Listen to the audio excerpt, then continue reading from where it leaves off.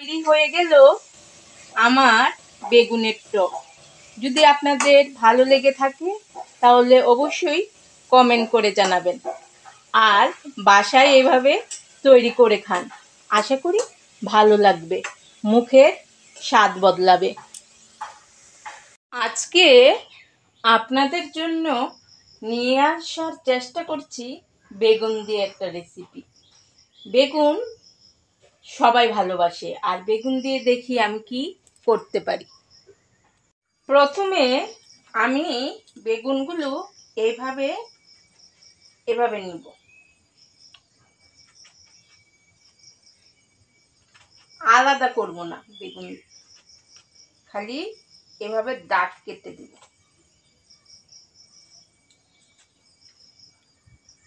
বেগুনগুলো আমি এভাবে চাকু দিয়ে দাগ কেটে দিয়েছি যেন মশলাটা ভেতরে ঢোকে।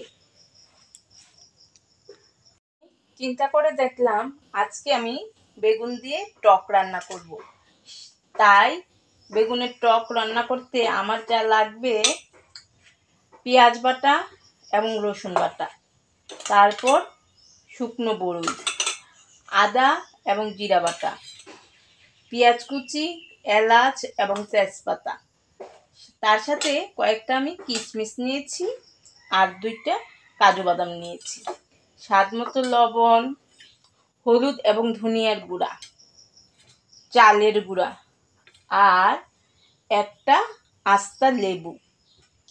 পরিশেষে লাগবে দারচিনি গুঁড়ো। কড়াইয়ে সাদা তেল দিয়ে দিচ্ছি। তেলটা গরম হয়ে আসলে আমি বেগুনগুলো একটু ভেজে নেব চালের গুঁড়া এবং লবণ এবং হলুদ মাখিয়ে। এবার বেগুনগুলো ভেজে নেব।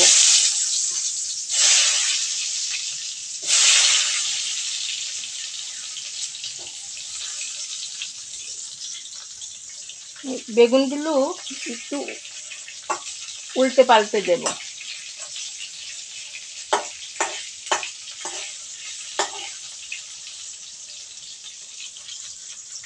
বেগুনগুলো আমি নামিয়ে নেব।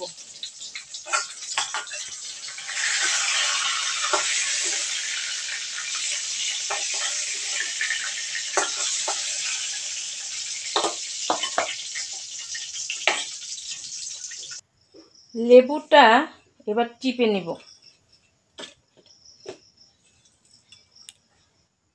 এই তেলের মাঝে আমি পেঁয়াজ কুচি, এলাচ এবং তেজপাতা দিয়ে দেব।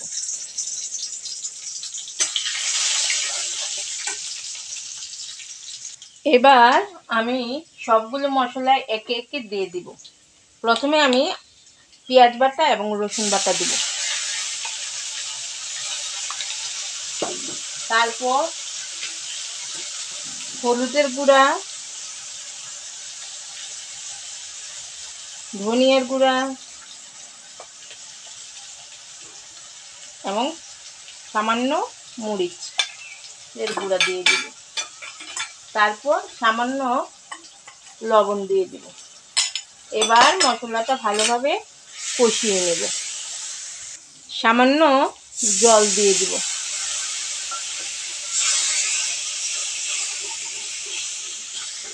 আদা এবং জিরা বাটা দিয়ে দিব।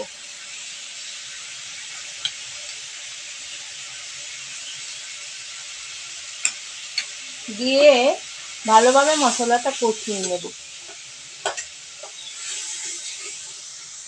এবার আমি টক দই দিয়ে দিব।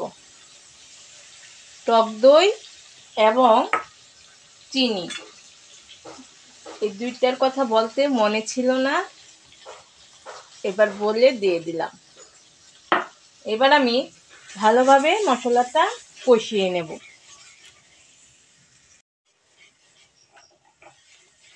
মশলাটা ভালোভাবে কষানো হলে তারপর আমি বেগুনগুলো দিয়ে দিব।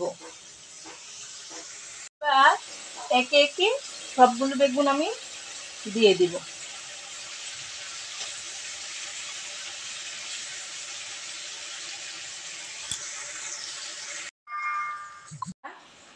সামান্য জল দিয়ে দিব।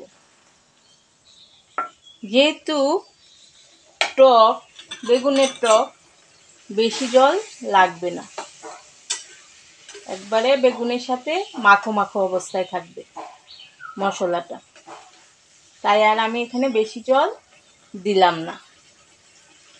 তারপর আমি এই যে লেবুর রস, একটা আস্তা লেবুর রস সম্পূর্ণটা দিয়ে দিব উপর দিয়ে।